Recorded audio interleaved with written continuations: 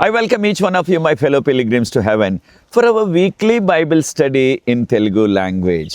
This is the 6th Sabbath School lesson study in Telugu language. Now I will switch over to Telugu language. ప్రియ సోదరి సోదరులారా, మిమ్మల్ని అందరినీ కూడా మన వారపు బైబిల్ పఠనానికి ఆహ్వానిస్తున్నాను. ఇది 6వ సబ్బాతు బడి పాఠం. మన యొక్క పాఠం యొక్క పాఠ్యాంశం ఏంటంటే ప్రార్థనా శక్తి, ద పవర్ ఆఫ్ ప్రేయర్ అంటున్నాం ఇంగ్లీష్లో.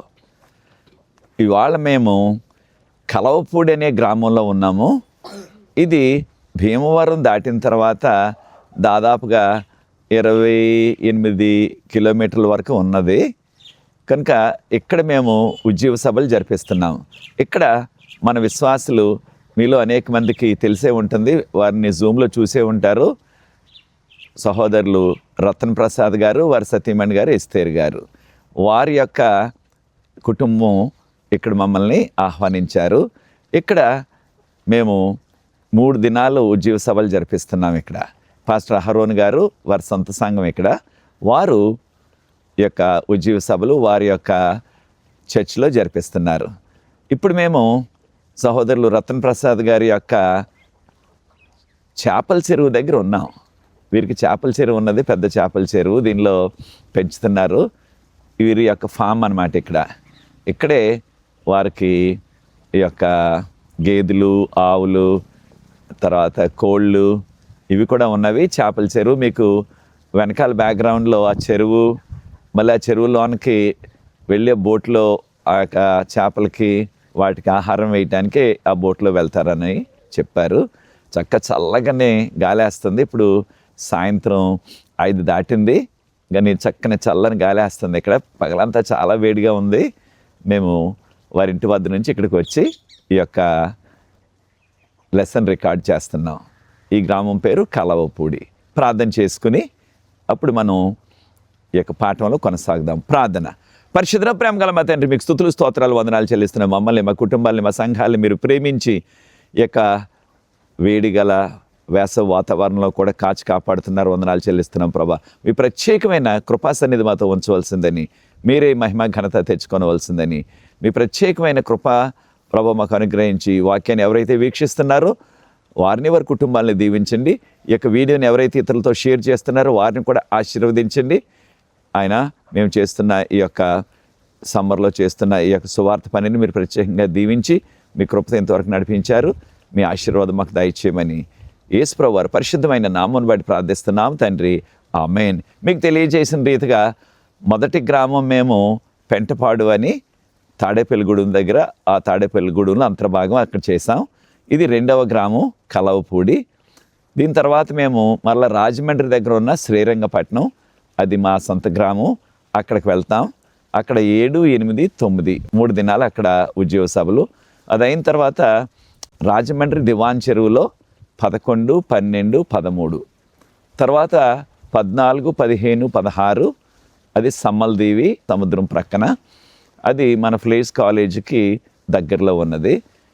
అది అయిన తర్వాత అప్పుడు మళ్ళా మేము ఇబ్రహీంపట్నం, విజయవాడ దగ్గర ఉన్న ఇబ్రహీంపట్నం ఆ ప్రాంతంలో 2 గ్రామాలు చేస్తాం. కేసర ఒకటి, 2వది చంద్రలపాడు.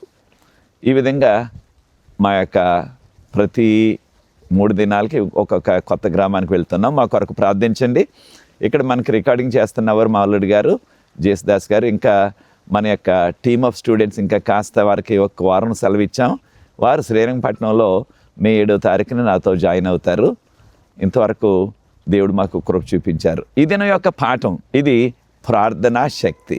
తప్పకుండా విశ్వాసులుగా మనందరికీ తెలుసు, ప్రార్థనా శక్తి చాలా ప్రాముఖ్యమైనది.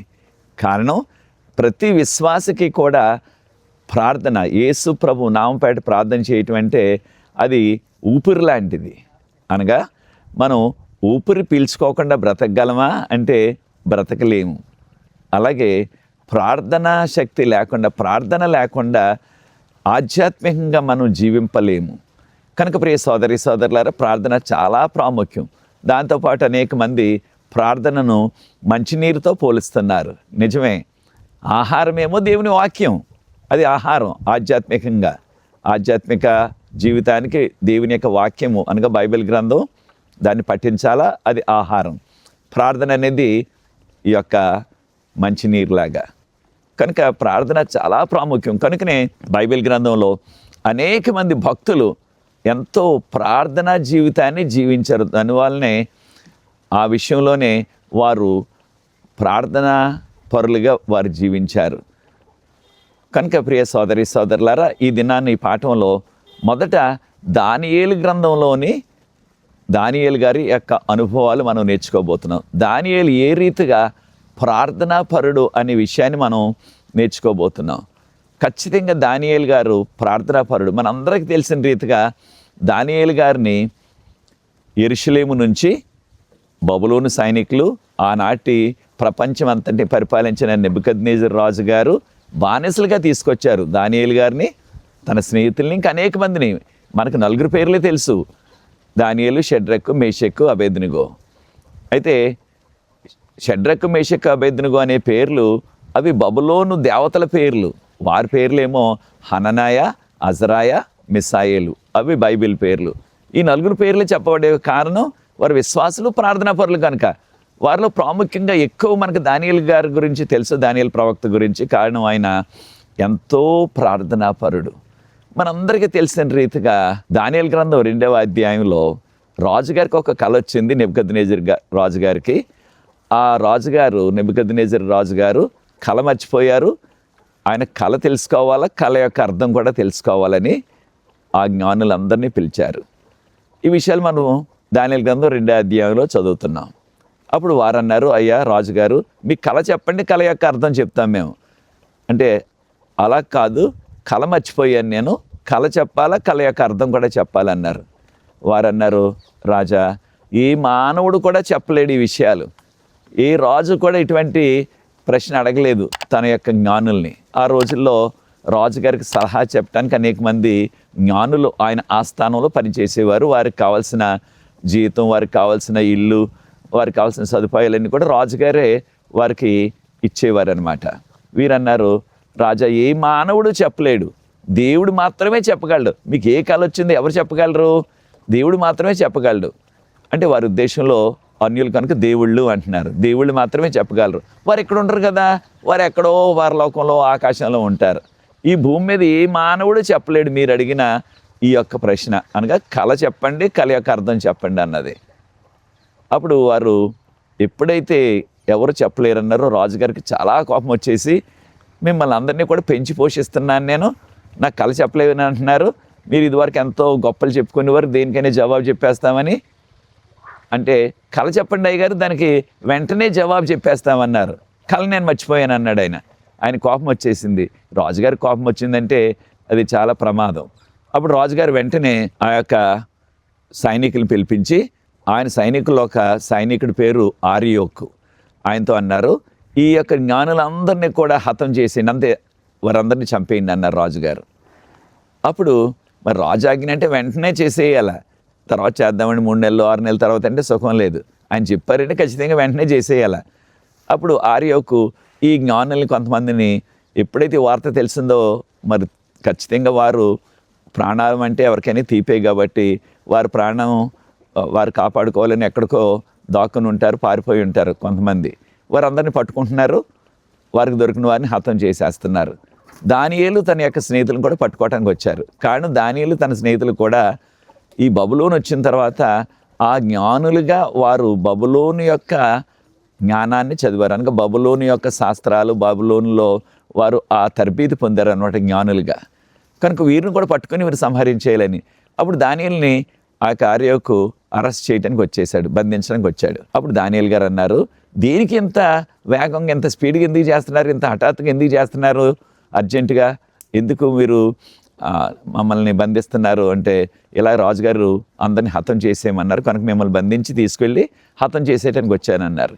అప్పుడు దానియేలు అన్నాడు, అలా కాదండి, నన్ను రాజుగారి దగ్గరికి తీసుకోవాలండి, నేను రాజుగారి కళ, రాజుగారి యొక్క కళకు వచ్చిన అర్థం, ముందు కళ చెప్పగలను, కళ యొక్క అర్థాన్ని కూడా నేను చెప్తాను అనగానే ఈయనకి చాలా సంతోషమైంది. వెంటనే రాజుగారి దగ్గరికి తీసుకెళ్ళిపోయారు. కారణం ఆ తక్కిన ఎంతో కాలం నుంచి పనిచేస్తున్న ఆ యొక్క సీనియర్, ఆ యొక్క వైస్ మెన్ అంటున్నాం, అంటే ఎంతో అనుభవం గల ఆ యొక్క జ్ఞానులు అనమాట. వారేమో ఎవరు చెప్పలేరు, ఏ మానవుడు చెప్పలేడు అంటే ఈ యొక్క యవనస్తుడైన దానియేలు. దాదాపుగా ఆయనకు ఒక 20 సంవత్సరాలు అంతే, అప్పటికి యువకుడు. నేను చెప్తాను అంటున్నాడు. రాజుగారి దగ్గరికి తీసుకెళ్ళి, అయ్యా నాకు కొంచెం సమయం ఏంటి అయ్యా రాజుగారు, నేను చెప్తాను అన్నాడు. అయితే ఇంతవరకు ఎవడు కూడా నేను చెప్పలేము, ఎవరు చెప్పలేరు భూమి మీద అని వాళ్ళంటే నేను చెప్తానని ఈ యొక్క యువకుడు అంటున్నాడు. వాడికి అవకాశం ఇద్దాం కనీసం అనుకుని ఉంటారు రాజుగారు. సరే కొంచెం సమయం తీసుకో అన్నారు రాజుగారు. అప్పుడు దానియేలు ఇంటికి వెళ్ళిపోయి తన యొక్క తోటి స్నేహితులైన హననయ్య, అజరయ్య, మిషాయేలుకు ఈ విషయాన్ని చెప్పి, ఈ విధంగా మనకి ప్రాణం మీదకి ముంచుకొచ్చింది. ఇదంటే సమస్య. రాజుగారికి కళ వచ్చింది, ఆయన మర్చిపోయారు.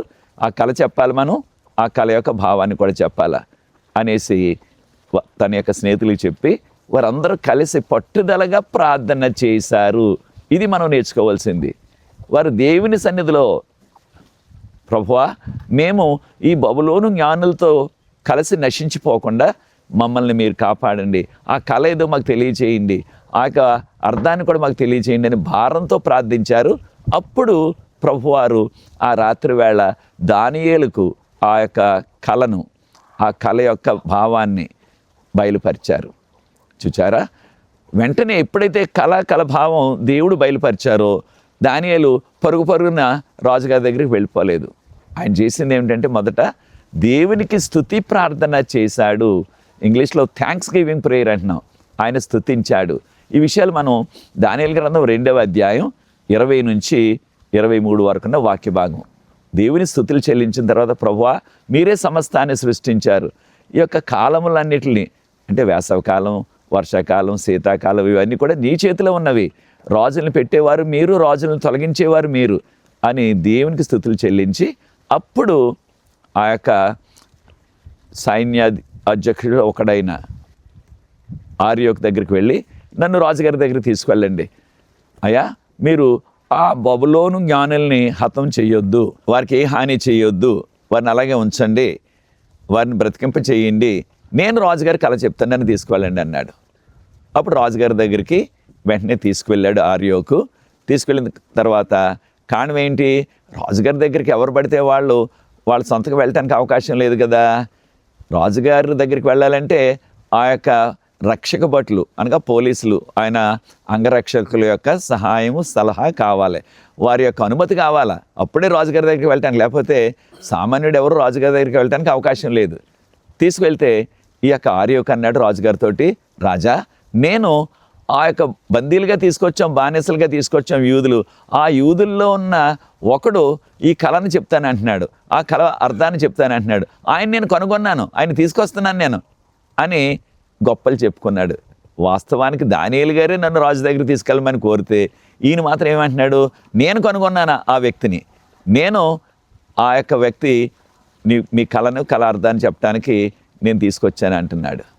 అంటే ఏంటనమాట, చాలాసార్లు మనం పని చేయకపోయినప్పటికీ ఎవరో చేసిన పని మన ఖాతాలో వేసుకుని దాన్ని మనం క్రెడిట్ కొట్టేయాలని, ఆ రాజుగారి దగ్గర మంచి పేరు తెచ్చుకోవాలా, ఆ కళ చెప్పేస్తే అప్పుడు రాజుగారు మెచ్చుకుని మంచోడిని తీసుకొచ్చావని ఆయనకి ఏమన్నా కాస్త ఇంకా పదవిలో ప్రమోషన్ ఇస్తారేమో, మరి ఏం ఆశించాడో మనకు తెలియదు. ఆర్యోకు నేను తీసుకొచ్చాను, నేను కనుగొన్నాను అంటున్నాడు.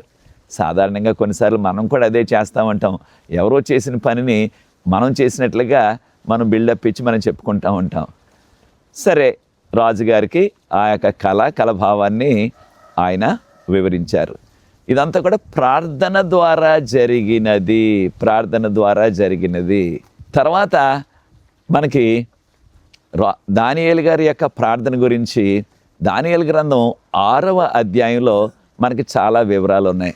6వ అధ్యాయంలో ప్రభుత్వం మారిపోయింది, బబులోను ప్రభుత్వం వెళ్ళిపోయింది. ఇప్పుడు మాదీయులు, పారసీకులు వారు రాజ్యాన్ని పరిపాలిస్తున్నారు. అప్పుడు రాజుగారు దర్యావేషు రాజు, మాదీయుడైన దర్యావేషు రాజు, ఆయన దానియేలు గారిని ఏకంగా ప్రధానమంత్రి పెట్టేశాడు. ఏకంగా చూచారా, బానిసగా తేబడిన దానియేలును ఏం చేసేశాడు దేవుడు, ప్రధానమంత్రిగా హెచ్చించేశాడు. దేనివలన, ఆయన ఎంతో ప్రార్థనాపరుడు.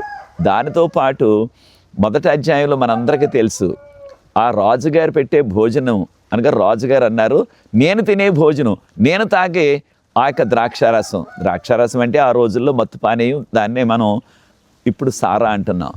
ఆ రోజుల్లో ద్రాక్షారసంతో చేసేవారు. అది కూడా ఇవ్వండి వీళ్ళకి అన్నారు. అయితే దానియేలు తన స్నేహితులు ఏమన్నారు, మేము ఇటువంటి అపవిత్రమైనవి తిని అపవిత్రమైనవి తాగి మా యొక్క దేహాన్ని మేము పాడు చేసుకొనము. అంటే ఈ విషయాన్ని దానియేలు గ్రంథం 1వ అధ్యాయం 8వ వచనం. అనగా కొన్ని పదార్థాలు మనం తిన్నట్లయితే అది మన దేహానికి, మన శరీరానికి అపవిత్రము. కొన్ని పదార్థాలు, కొన్ని పానీయాలు మనం త్రాగినట్లయితే మన శరీరానికి అది అపవిత్రము, హానికరము. కనుక సారాయి మాకు వద్దన్నారు వీళ్ళు. కారణం ఏంటి? మనందరికీ తెలుసు, సామెతల గ్రంథంలో మనకి చెప్పబడింది. సామెతల గ్రంథం 23వ అధ్యాయంలో 31, 32లో నీవు ద్రాక్షారసం జోలికి వెళ్ళొద్దు, అది పులిసిపోయినప్పుడు, అంటే ఎర్రగా అయిపోతాం అంటే పులిసిపోవటం, అది నిన్ను ఒక సర్పంలాగా, ఒక పావులాగా నిన్ను ఒక రోజున కాటేసేస్తుంది అని చెప్పబడింది. అదే రీతిగా మనకి 1 కొరింథీయులకు రాసిన పత్రిక 6వ అధ్యాయం 10వ వచనం చూసినట్లయితే త్రాగుబోతులు దేవుని రాజ్యమునకు వారసులు కారు అని చెప్పబడ్డది. కనుక దానియేలు గారు ఈ విషయాలు తెలిసిన వారు కనుక మాకు, దానియేలు గారు తన స్నేహితులకు కూడా ఆ ద్రాక్షారసం మాకు వద్దు, పోనీ ఆహారం తినొచ్చు కదా, రాజు ఆహారం. వీళ్ళకి రాజుగారు తినేగా మిగిలిపోయింది ఏదైనా కాస్త పెడితే అది ఎలా ఉంటుంది రాజుగారి భోజనాన్ని రుచి చూసి కళ్ళు నద్దుకొని తినే ఆ యొక్క పరిస్థితి. కానీ మీరు బానిసలుగా వచ్చారు, రాజుగారి ఆహారం ఎలా వస్తుంది? ఆయనేమో 3 పూటలు కూడా నేను ఏ ఆహారం తింటుంటే ఆ ఆహారాన్ని పెట్టమన్నారు. చూచారు, రాజుగారికి పెద్ద మనసు ఉంది అన్యుడైనప్పటికీ. కొన్నిసార్లు మనం ఏం చేస్తాం, మనం ఇతరులతో ఏది కూడా పంచుకోవటానికి ఇష్టపడం. రాజుగారు ఏమో నా ఆహారం పెట్టమంటున్నారు. వీరు బానిసలు, వారికి మామూలు ఆహారం, రాజుగారి యొక్క దగ్గర పనిచేసే వాళ్ళు ఉంటారు కదా, ఆయన యొక్క మేడ చుట్టూ అలాంటి సేవకులకు పెట్టే మామూలు ఆహారం పెడితే అదే చాలా గొప్ప వీళ్ళకి. కానీ రాజుగారు తన ఆహారం పెట్టమన్నారు. కానీ వీరు అంటున్నారు ఆ ఆహారం మాకు వద్దు. ఏం కావాలన్నారు? ఆ యొక్క మెల్జోర్ అని ఆహారాన్ని అంతటికి కూడా అధికారం అనమాట. అంటే వీరి ఆహారానికి ఏ పూట ఏది పెట్టాలన్నది ఆయన నిర్ణయిస్తారనమాట. ఆయన పేరు మెల్జోరు.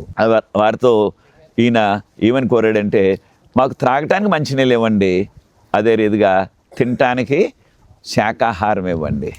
శాకాహారం అంటే కాయగూరలు, పప్పు ఇలాంటివి ఇవ్వమన్నారు. ఆయన అన్నాడు, నేను అలా చేయలేను, అలా చేస్తే రాజుగారు నా తల నరికేస్తారు. కారణం రాజుగారు ఆజ్ఞ ఇది, ఆయన తినేది ఏది తింటే అదే పెట్టమన్నారు. రాజుగారి ఆహారం అంటే ఏంటి? కనీసం లేదంటే రోజుకి పూటకి 100 రకాల కూరలు ఉంటాయి, ఒక్క కూర కాదు. ఈ రోజులు అప్పుడప్పుడు మనం ఆ 5 స్టార్ హోటల్లో, పెద్ద హోటల్లో ఒక్కోసారి ఏదో ఆఫర్ పెడతా ఉంటారు. ఇది మీరు ఎవరైనా సరే 1000 రూపాయలు కట్టినట్లయితే 100 రకాల పదార్థాలతో, 100 రకాల కూరలతో ఆహారం మీరు తినొచ్చు, మీరు ఎంత కావాలంటే అంత తినొచ్చు అంటారు. అయితే ప్రియ దేవుని బిడ్డలారా, వీరన్నారు ఆ ఆహారం మాకు వద్దన్నారు. దేనివల్ల వద్దన్నారు అంటే, ఖచ్చితంగా రాజుగారి ఆహారంలో దేవుని బిడ్డలుగా మనము తినకూడని మాంసాహారాలు ఉన్నవి. ఉదాహరణకు పంది మాంసం, తర్వాత కుందేలు మాంసం, తర్వాత ఆ యొక్క బబులోనీయులు ఒంటి మాంసం కూడా ఎంతో ఇష్టంగా తినేవారు. ఇలాంటివన్నీ ఉన్నవి కనుక మాకు వద్ద ఆహారం, శాకాహారం పెట్టండి అన్నారు. ఇంకొక పరిస్థితి కూడా ఉన్నది. అదేమిటంటే వారు గమనించింది ఏమిటంటే, మరి బహుశా అనొచ్చు కదా, మాకు ఇది అలవాట్లు లేవండి, కనుక మాకు ఆ యొక్క మటన్ పెట్టండి, మేక మాంసం కానీ గొర్రె మాంసం కానీ పెట్టండి అని అడగొచ్చు. యూదులు తింటారు ఆ రెండు కూడా, గొర్రె మాంసం, మేక మాంసం కూడా. కానీ వారి ఉద్దేశం ఏంటంటే, ఈ యొక్క అన్యులు వాటిని ఏ రీతిగా వధించాలో, ఏ రీతిగా వాటి యొక్క గొంతు కొయ్యేసి ఆ రక్తం అంతా కూడా పోయేలాగా వరకు కూడా ఉంచాలో వారికి తెలియదు. కనుక దేవుడు వారికి లేవీకాండంలో వివరాలు చెప్పారు. మీకు సమయం ఉన్నప్పుడు చదవండి, లేవీకాండం 17వ అధ్యాయం, తక్కిన అధ్యాయాలు కూడా. దానిలో ఏ రీతిగా ఏదైనా ఒక దేవుడు అనుమతించిన జంతువుని తినాలంటే దానిలో ఒక్క చుక్క కూడా రక్తం లేకుండా మొత్తం రక్తం అంతా బయటకు వచ్చేసాక అప్పుడు దాని యొక్క మాంసాన్ని చక్కగా అనేక మార్లు కడిగి అప్పుడు తినాల. యూదులు ఈనాటికి కూడా ఆ యొక్క సిద్ధాంతాలు ఆ విధంగా వారు చేస్తున్నారు. దాన్ని ఇంగ్లీష్లో కోషియర్ మీట్ అంటారు వాళ్ళు, యూదులు ఈనాటికి కూడా. కనుక వీరు త్రాగే విషయంలో, తినే విషయంలో ఎంతో జాగ్రత్తగా ఉన్నారు. కనుకనే మొదటి కొరింథీయులకు రాసిన పత్రిక 10వ అధ్యాయం 31వ వచనంలో మీరు తిననను త్రాగినను ఏమి చేసినను ఆయన మహిమ కొరకు చేయుడి. ఖచ్చితంగా ప్రియ సోదరి సోదరులారు, ఇక్కడ వరకాల చివరి దినాల్లో కూడా దేవుడు వద్దన్నవి మానేయాలా, దేవుడు అనుమతించినవే తినాలా? ఏది తినాలా ఏది తినకూడదు అనే ప్రశ్న మనకు వచ్చినట్లయితే లేవీకాండం 11వ అధ్యాయంలో ఆ వివరాలు ఉన్నాయి. ఏ చేపను తినొచ్చు, ఏ చేప తినకూడదు, ఏ పక్షిని తినొచ్చు, ఏ పక్షిని తినకూడదు, ఏ జంతువుని తినొచ్చు, ఏ జంతువుని తినకూడదు, ఆ వివరాలన్నీ కూడా దానిలో ఉన్నవి. కనుక వీరు అన్నిట్లో కూడా నమ్మకంగా ఉన్నారు కనుక దేవుడు వారిని హెచ్చించాడు, ఆయన ప్రధానమంత్రి చేసేశాడు. 6వ అధ్యాయంలో తోటి వారందరూ కూడా అనగా తోటి పని వారందరూ కూడా ఎంతమంది? 120 మంది మంత్రులు, వారి మీద 2 ఆ యొక్క ఉప ప్రధానులు. కారణం దానియేలు గారు ప్రధానమంత్రి, రాజు తర్వాత ఇంకా ఆయనే పాలకుడు, ఆయన కింద 2 ఉప ప్రధానులు. ఇంగ్లీష్లో డిప్యూటీ ప్రైమ్ మినిస్టర్ అంటాం, లేదా డిప్యూటీ ప్రెసిడెంట్ అంటాం కొన్ని సందర్భాల్లో. కనుక వీరందరూ కలిసి 122 మంది కలిసి కుట్ర వేశారు, ఏదో రీతిగా దానియేలుని హతం చేసేయాల. అయితే దానియేలు గ్రంథం 6వ అధ్యాయం 4వ వచనంలో ఏ విషయంలో కూడా దానియేలు తప్పు పట్టుకోలేకపోయారు, ఏ విషయంలో కూడా దానియేలు పొరపాటు లేదు.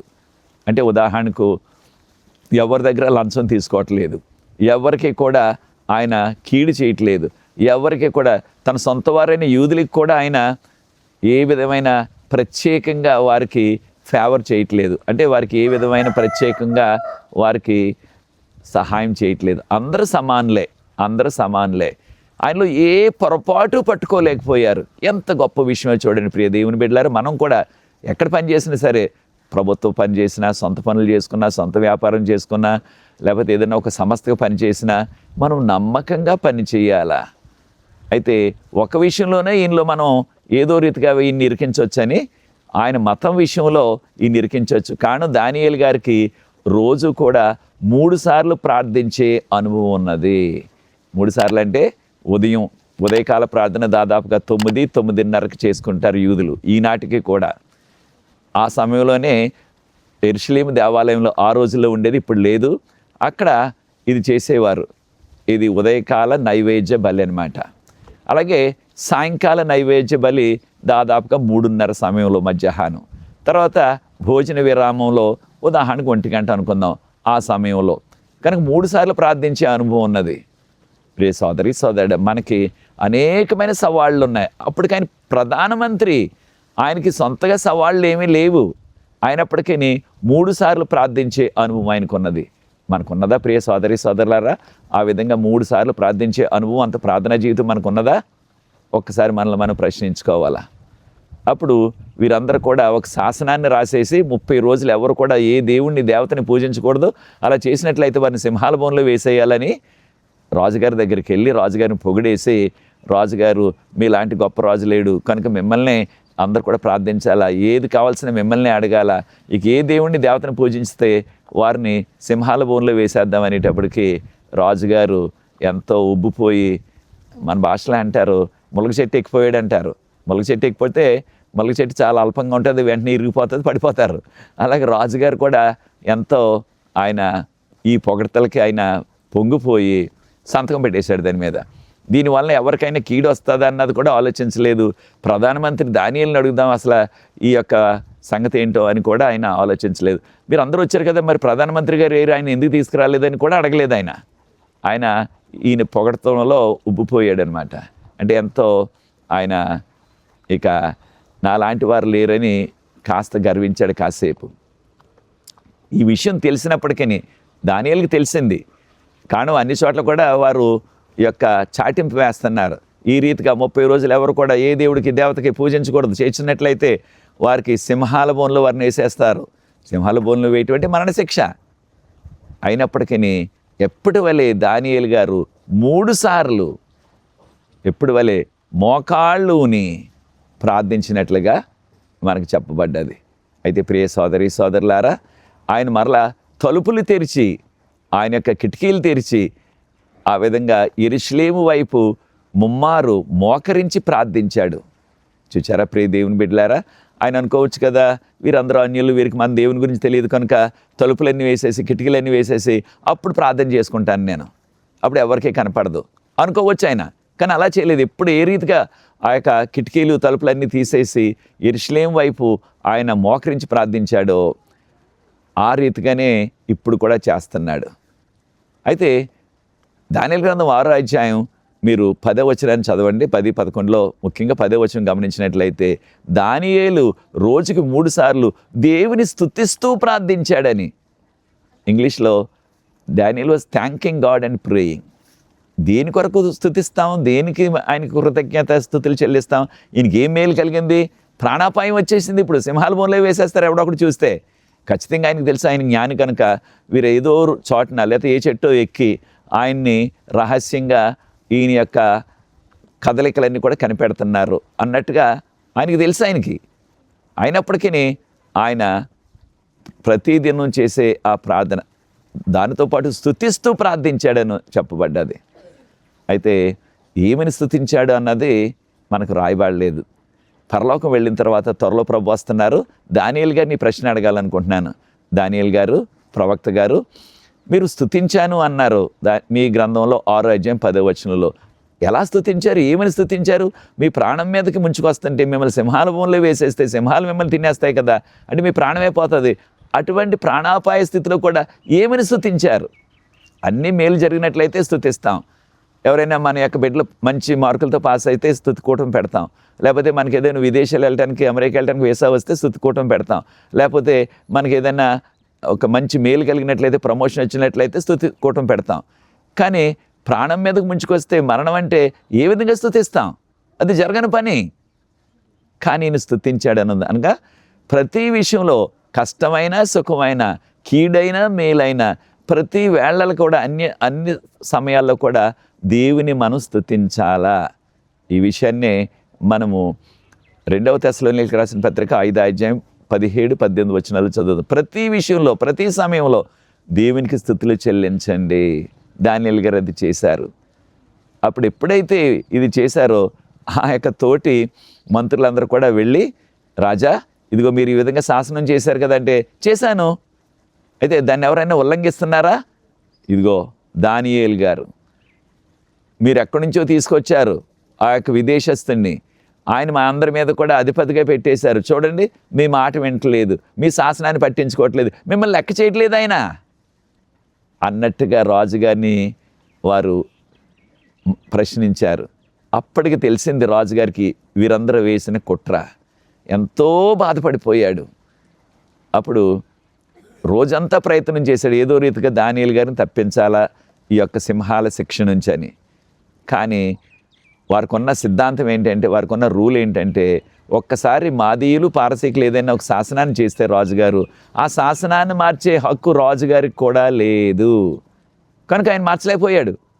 అప్పుడు దానియేలు గారిని తీసుకొచ్చి సింహాల బోన్లో వేసేయమని రాజుగారే ఆజ్ఞాపించి, ఆయన సింహాల బోన్లో వేయకముందు, దానియేలు, నీవు నమ్ముచున్న దేవుడు, నీవు నిరంతరం సేవిస్తున్న దేవుడు నిన్ను కాపాడుతాడు దానియేలు అని చెప్పి సింహాల బోన్లో వేయించేసి ఆ రాయి పెట్టేసి దాని మీద రాజుగారు ఉంగరాన్ని ముద్ర కూడా వేయించేశారు వాళ్ళందరూ కలిసి. ఆ రాత్రంతా ఎంతో గొప్పగా వాళ్ళు, మేము సాధించేసాం, దానియేలుని ఇక చంపేశాం, దానియేలు లేకుండా చేసేసాం, ఇక మేము అనుకున్నట్టే జరిగింది అన్నట్టుగా వారందరూ కూడా ఎంతో విర్రవీగిపోతూ పార్టీ కూడా రాత్రంతా చేసుకునే ఉంటారు. తర్వాత జరిగిన సంఘటన మనకు తెలుసు. రాజుగారు ఉదయాన్నే రాత్రంతా నిద్రపోలేదు. ఏ విధమైన వినోదం, పాటలు కానీ డ్యాన్సులు కానీ, ఆ రోజుల్లో రాజుగారి వినోదం అలా ఉండేది. కానీ ఆ రోజుల్లో మరి టీవీలు యూట్యూబులు లేవు కనుక ఆ రోజున ఏ విధమైన వినోదం లేకుండా, ఆహారం భుజించకుండా ఉపవాసం చేశాడు రాజుగారు. ఉదయాన్నే వచ్చి ఆ చీకటితోనే దుఃఖస్వరంతో, దానియేలు, నీవు నిరంతరం సేవిస్తున్న దేవుడు నిన్ను కాపాడా అని ప్రశ్నించాడు. కారణం వారి ఉద్దేశంలో ఖచ్చితంగా ఆయన దేవుడు, దానియేలు దేవుడు కాపాడతాడు, దానియేలు విశ్వాసి అన్నది రాజుగారు గుర్తించారు. దానియేలు వెంటనే జవాబిచ్చేశాడు, రాజా, నేను దేవుని ఎదుట కానీ మీ ఎదుట కానీ ఏ విధమైన నేను లోపం చేయలేదు, నేరం చేయలేదు. కనుక నా దేవుడు దేవదూతను పంపించి సింహాల నోరు ముయించేశారు అన్నారు. వెంటనే రాజుగారు ఆజ్ఞాపించారు. వెంటనే దానియేలు బయటికి తీయమన్నారు. బహుశా ఏదో ఒక తాడేసి దానియేలు గారు నెమ్మదిగా పైకి తీసేశారు. అప్పుడు ఎవరైతే కుట్ర వేశారో ఈ యొక్క 120 మంది ప్లస్ ఇంకొక 2 అంటే ఒక 2 ఉప ప్రధానులు వారందరినీ వారి కుటుంబాలను కూడా తీసుకొచ్చి సింహాల బోన్లో వేసేశారు. వారందరినీ కూడా సింహాలు కొరికి వారి యొక్క ఎముకలు కూడా తినేసాయి. అంత ఆకలితో ఉన్నాయి. ఒక్క సింహం కాదు, 2 సింహాలు కాదు, అనేకమైన సింహాలు ఉన్నాయి అక్కడ. కనుక చూడండి, దేవుడు ప్రార్థనాపరుడైన దానియేలును సింహాల బోన్లోంచి, ఆ సింహాల నోట్లోంచి దేవుడు రక్షించారు. రాత్రంతా సింహాల మధ్యనే ఉన్నాడు, ఏ హాని చేయలేదు. ఒట్టి హాని చేయటమే కాదు, రాత్రంతా కూడా అవి అరవలేదు కూడా. కారణం, ఒకవేళ ఆ సింహాలు అరిచున్నట్లయితే అనగా గర్జించినట్లయితే ఆ చీకట్లో దానియేలు గారికి అప్పుడు 90 సంవత్సరాలు దాటిపోయాయి. ఆ యొక్క దానియేలు గారి యొక్క గుండె ఆగిపోయి ఉంటుంది.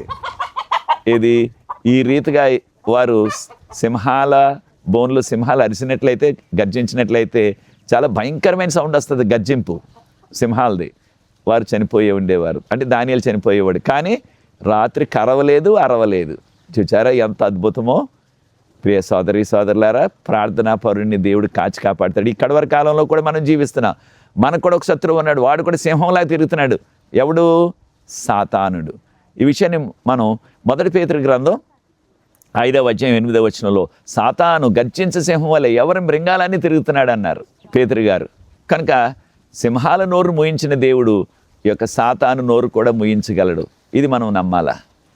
తర్వాత మనకి దావీదు గారు కూడా ఎంతో ప్రార్థనాపరుడు. ఆయనలో అనేకమైన బలహీనతలు ఉన్నాయి, అయినప్పటికీ ఎంతో ఆయన పశ్చాత్తాపడి ప్రార్థించారు. కనుకనే మనకి ఇవ్వబడిన ఆ మూలవాక్యం, కంఠద వాక్యం 116వ కీర్తన 1-2 వచనాల్లో, దేవుడు నా యొక్క మొర ఆలకిస్తున్నాడు కనుక నా జీవితకాలం అంతా నాకు నా యొక్క శరీరంలో ఊపిరున్నంత వరకు నేను ఆయనకు ప్రార్థిస్తూ ఉంటాను, ఆయనకు స్తుతిస్తూ ఉంటానని చెప్పారు దావీదు గారు. కనుక ప్రియ సోదరి సోదరులారా, మనము ప్రార్థనాపరులుగా జీవించాలా. అదే రీతిగా యేసుప్రభు వారి లోకంలో ఉన్నప్పుడు ఆయన ఎంతో ప్రార్థనాపరుడు.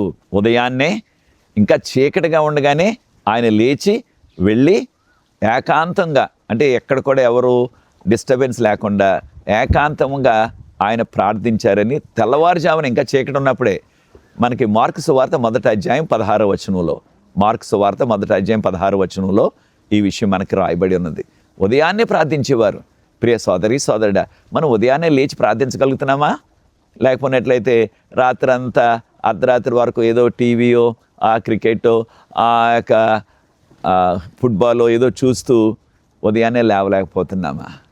ఉదయాన్నే లేచి యేసుప్రభు వారు ప్రార్థించారు. అలాగే యోబు గారు కూడా ఉదయాన్నే లేచి ఆయన ప్రార్థించినట్లుగా మనకి యోబు గ్రంథంలో 1వ అధ్యాయంలో మనం చదువుతున్నాం 5వ వచనంలో. అదే రీతిగా అబ్రహాము గారు కూడా ఉదయాన్నే లేచినట్లుగా మనకి ఆదికాండం 21వ అధ్యాయంలో మనకి చెప్పబడింది. ఆదికాండం 21వ అధ్యాయంలో. కనుక ప్రియ సోదరి సోదరులారా, ఈ విషయాలు మనం గుర్తించాలా. దానితో పాటు మరొక విషయాన్ని కూడా మనం గుర్తించాలా. అదేమిటంటే మోషే గారు లాంటి అనుభవం ఏ మానవుడికి లేదు. కారణం, ప్రభువారు 10 ఆజ్ఞలు రాస్తున్నప్పుడు 40 దినాలు ఆయన సన్నిధిలోనే ఉండి ఆయన మహిమను చూస్తూ ఆహారం భుజించలేదు, మంచినీరు త్రాగలేదు. 40 దినాలు ఉపవాసం అన్నమాట. అన్నిటికంటే బలమైన ప్రార్థన ఉపవాస ప్రార్థన. దాన్ని కూడా మనం నేర్చుకోవాలా. దానియేలు గారు చేశారు. అలాగే మనకి దానియేలు గారు 9వ అధ్యాయం 10వ అధ్యాయంలో చూసినట్లయితే దానియేలు గారు 9వ అధ్యాయంలో దినమంతా ఉపవాసంతో, అప్పుడు ప్రధానమంత్రి గోను పట్టు కట్టుకొని బూడిద వేసుకొని ఉపవాసం చేశారు. వెంటనే జవాబు వచ్చేసింది. దేవుడు గాబ్రియేలు దూతను పంపించారు దానియేలు గ్రంథం 9వ అధ్యాయంలో. అలాగే దానియేలు గ్రంథం 10వ అధ్యాయంలో దానియేలు గారు 21 రోజులు ఉపవాసం చేశారు. అంటే అప్పుడు ఆయనకున్న వయసుని బట్టి, ఆయనకున్న బాధ్యతను బట్టి పూర్తిగా ఆహారం మానేయలేదు, అల్పాహారం తీసుకున్నారనమాట, స్వల్పమైన ఆహారం తీసుకున్నారనమాట అని దానియేలు గ్రంథం 10వ అధ్యాయంలో మనం చూస్తున్నాం. వెంటనే ఆ 21 రోజున ఆయనకి జవాబు వచ్చేసింది. గాబ్రియేలు దూత మళ్ళా వచ్చారు. కనుక దానియేలు గారు ఉపవాసం చేశారు. అలాగే మోషే గారు కూడా 40 దినాలు ఉపవాసం ఏకంగా. ఈ విషయాలు మనం నిర్గమకాండం 32వ అధ్యాయంలో 31, 32 అధ్యాయంలో చదువుతున్నాం. అయితే చూడండి ప్రభు ఏం చేశారో. ఎప్పుడైతే ఇశ్రాయేలీయులు దేవుని మాట వినకుండా, కారణం మోషే గారు ఆ యొక్క సీనాయి పర్వతం మీద ఉన్నారో, దేవుడు 10 ఆజ్ఞలు రాస్తున్నారు రాతి పలక మీద. ఆయన కావాలంటే ఒక్క క్షణంలో, అంటే ఒక సెకండ్లో రాసేయచ్చు అవన్నీ కూడా. కానీ మోషేను బలపరచడానికి ఈ యొక్క విశ్వాసులు అనగా ఇశ్రాయేలీల విశ్వాసాన్ని పరీక్షించడానికి అన్ని దినాలు తీసుకున్నారు.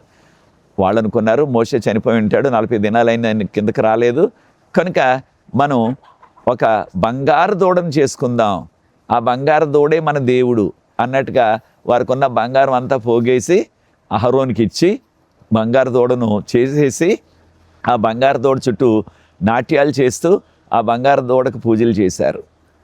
అది ఎప్పుడైతే ఆ విధంగా చేశారో దేవుని కోపం రగులుకొని, మోషే వీరందరినీ కూడా సమూలంగా నాశనం చేసేస్తాను, నిన్ను మాత్రమే నేను చెప్పిన గొప్ప జనాంగంగా అభివృద్ధి చేస్తాను అంటే మోషే గారు ఎంతో ఆయన దేవుని విజ్ఞాపన చేశారు. దీన్ని ఇంటర్సెసరీ ప్రేయర్ అంటున్నాం ఇంగ్లీష్లో. ఆయన విజ్ఞాపన ప్రార్థన చేశారు, ప్రభువా వీరిని క్షమించండి అయ్యా, వారికి మరొక అవకాశం ఏముండయ్యా, మీరే వీరందరూ కూడా ఈజిప్ట్ నుంచి తోడుకొచ్చారు, ఎన్నో అద్భుతాలు చేశారు, ఇంతవరకు కూడా ఎర్ర సముద్రాన్ని మీరు 6 నెలలుగా చేసేశారు, వారు నడిపించారు ఎర్ర సముద్రంలో, ఇప్పుడు మరలా వారిని సంహరిస్తారంటున్నారు, వారిని క్షమించండి ప్రభువా, ఒకవేళ వారిని క్షమించకపోతే నా పేరును కూడా మీ గ్రంథంలోంచి తీసివేయండి, అంటే నన్ను కూడా హతం చేసేయండి ప్రభువా అని ప్రార్థించాడు. అంటే ఎంత భారమో చూడండి. ఇది దేవునికి విరుద్ధంగా జీవించిన వారు, దేవుని మీద తిరుగుబాటు చేశారు. దేవుడు చెప్పారు కదా ఆయన యొక్క సొంత స్వరంతో, మీరు ఏ విగ్రహాన్ని చేయొద్దు, దేనికి కూడా మీరు సాగిల పడవద్దు, పూజలు చేయొద్దు అంటే చేస్తాం ప్రభు అన్నారు. ఈ విషయాలు నిర్గమకాండం 19వ అధ్యాయంలో చదువుతున్నాం మనం. కానీ 40 దినాలు తిరగకుండానే ఈ విధంగా బంగారు దూడను చేసేశారు.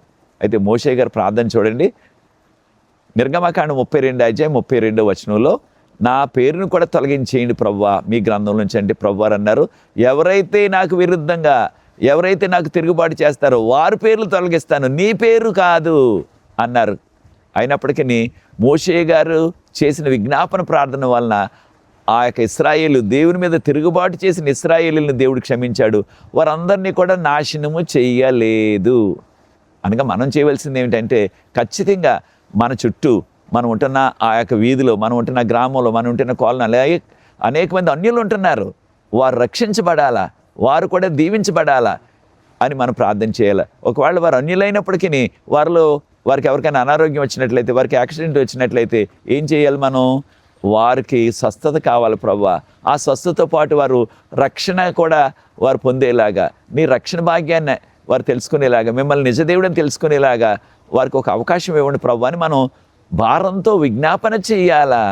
అలా చేస్తున్నావా ప్రియ సోదరి సోదరుడా? తప్పకుండా మన కొరకు మనం ప్రార్థన చేసుకుంటున్నాం. ఎప్పుడు మనం ప్రార్థన చేసినప్పటికీ మనము మన కుటుంబాలు వారి కొరకే చేసుకుంటూ ఉంటాం, కానీ ఇతరుల కొరకు కూడా చేయవలసిన భారం మనకున్నది. యేసుప్రభు ఈ లోకంలో ఉన్నప్పుడు యోహాను సువార్త 17వ అధ్యాయంలో ఆయన అందరి కొరకు కూడా, ముఖ్యంగా శిష్యుల కొరకు విజ్ఞాపన ప్రార్థన చేశారు, ఇంటర్సెసరీ ప్రేయర్. మనం కూడా అటువంటి విజ్ఞాపన ప్రార్థన ఇతరుల కొరకు, వారి రక్షణ కొరకు చేయాలి.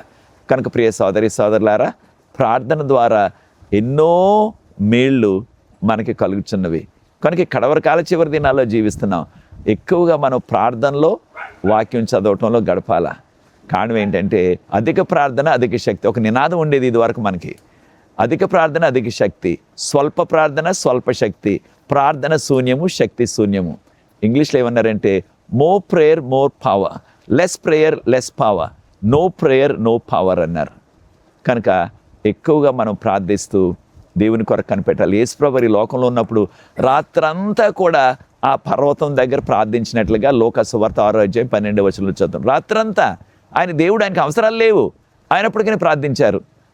మనందరికీ తెలుసు, యేసుప్రభు వారిని సిలువ వేయబడకముందు ఆ రాత్రి యేసుప్రభు వారు గెత్సేమని తోటలో ఎంతవరకు ఆయనలో ఉన్న రక్తం చెమటలాగా వచ్చేసే వరకు కూడా భారంతో ప్రార్థించారు.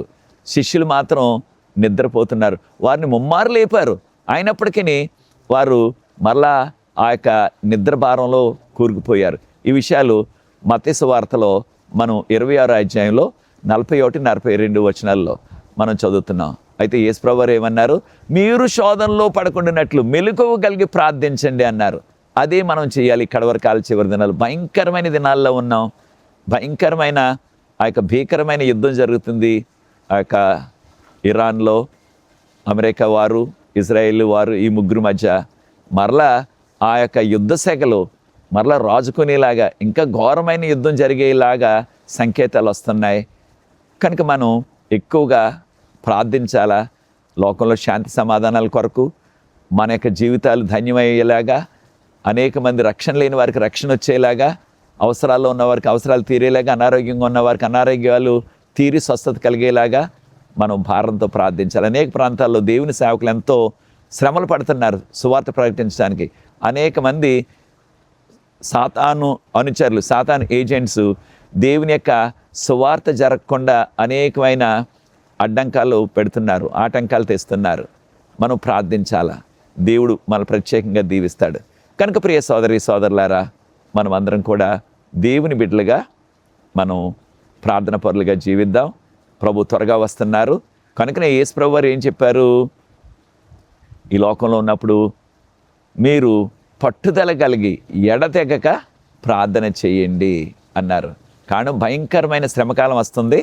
ఆ యొక్క శ్రమకాలంలో మనం అందరం కూడా మనం కాపాడబడినట్లుగా లూకాసు సువార్త 21 అధ్యాయంలో మీరు చదవండి, 34 నుంచి 36 ఉన్న వాక్య భాగం, ముఖ్యంగా లూకా 21:36లో మీరు ఈ శ్రమలన్నింటినీ తప్పించుకోవటానికి దేవుని కుమారుడు అనగా మనిషి కుమారుని యొద్ద మీరు నిలబడటానికి సజీవంగా, అంటే రెండవ రాకడలో మీరు ఎక్కువగా ప్రార్థన చేయండి అన్నారు. ఆ రీతిగా ప్రార్థన చేసి ప్రభు రాకడ కొరకు సిద్ధపడదాం. ప్రభు త్వరగా వస్తున్నారు. ఆయన రాకడలో ఎత్తబడి ఆ కృప మనందరికీ ప్రభు అనుగ్రహిస్తారు. అది నీ నిర్ణయమైనట్లయితే ప్రియ సోదరి సోదరుడా, నాతో ఏకీవించండి.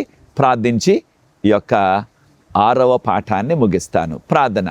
పరిశుద్ధ ప్రేమగల మా తండ్రి, మీకు స్తుతులు స్తోత్రాలు వందనాలు చెల్లిస్తున్నాం. మమ్మల్ని, మా కుటుంబాలని, మా సంఘాలని మీరు ప్రేమించి ఈ యొక్క ప్రార్థన అవసరతను గురించి మాకు నేర్పించారు. మీకు స్తోత్రాలు చెల్లిస్తున్నాం. మీ ప్రత్యేకమైన కృప మాకు అందరికీ అనుగ్రహించి ప్రార్థనలో గడుపుచు మీరు అక్కడ కొరకు సిద్ధపడే కృప దయచేయమని ఆయన ఇక్కడ ప్రభా, మా తోటి సహోదరులు, నీ యొక్క కుమారులు, మీ యొక్క విశ్వాసులు నాయన రతన్ ప్రసాద్ గారి యొక్క ఆయన ఆవరణలో మేము ఉన్నాం తండ్రి. ఆయన వారి యొక్క కుటుంబాన్ని దీవించండి, వారి వ్యాపారాలు దీవించండి, ఆయన వారికి ఆరోగ్యం దయచేయండి. వారిని ఇక్కడ ఆయన నీకు సాక్షులుగా దానియేలును తన యొక్క స్నేహితులను ఏ రీతిగా ప్రభా అన్యుల మధ్య నిలబెట్టి బబులోన్లో వాడుకున్నారు. ఈ కుటుంబం కూడా ఒకే కుటుంబం, నిన్ను నమ్ముకున్న కుటుంబం ప్రభా. అయితే మీ ఆజ్ఞలు పాటిస్తున్న కుటుంబం వీరు ప్రత్యేకంగా దీవించి ఆశీర్వదించమని ఆయన ఎవరైతే ప్రభా విశ్వాసాలు నీ సహాయం కొరకు వేచిన వారందరినీ కూడా ఆశీర్వదించమని, మీ కృపాసన్నిధి మాకు అనుగ్రహించమని, యొక్క ప్రార్థన ఆలకించి మీ కృపను మాకు అనుగ్రహించి దీవించమని యేసు ప్రభు వారి పరిశుద్ధమైన నామమును బట్టి ప్రార్థిస్తున్నాను తండ్రి, ఆమేన్. ప్రియ సోదరి సోదరులారా, దేవుని చిత్తమైనట్లయితే 7వ పాఠంలో మరలా మనం కలుసుకుందాం.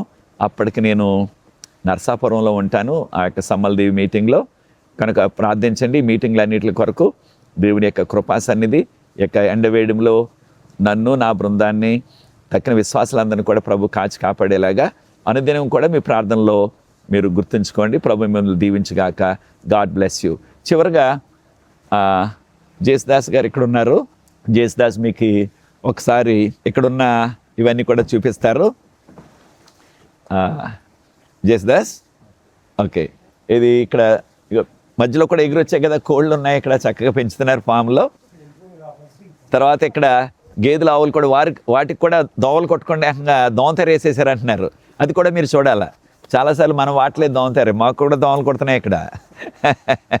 చక్కగా దోమలు కొట్టకుండా గేదెలకి, ఆవులకి కూడా అక్కడ సహాయం అక్కడ వేసేసారనమాట. ఒకసారి చూపెట్టండి అవి కూడా.